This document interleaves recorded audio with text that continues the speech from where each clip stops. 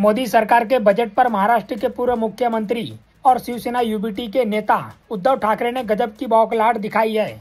उन्होंने मोदी सरकार पर निशाना साधते हुए कहा कि ऐसा लगता है कि प्रधानमंत्री मोदी ने नापसंद महाराष्ट्र योजना शुरू की है।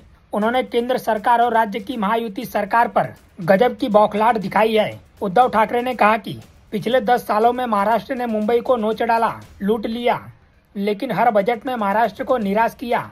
महाराष्ट्र को और कितना अन्याय सहना होगा।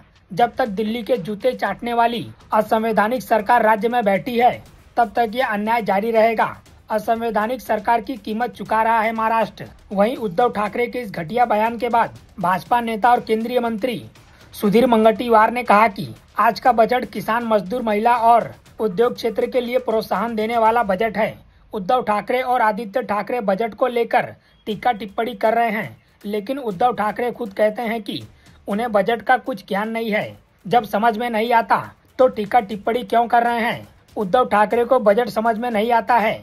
उद्धव ठाकरे ने खुद ही ये बात कही है और वह बहुत निचली भाषा का इस्तेमाल कर रहे हैं, जूता चाटने वाली भाषा का इस्तेमाल कर रहे हैं। भाजपा नेता ने आगे कहा, महाविकास आघाड़ी में कौन किसके जूते चाट रहा है, सब देख रहे हैं। कांग्रेस सरकार में महाराष्ट्र को बजट में कितना पैसा मिलता था, उससे कई गुना ज्यादा पैसा अब महाराष्ट्र को विकास के लिए बजट में मिलता है।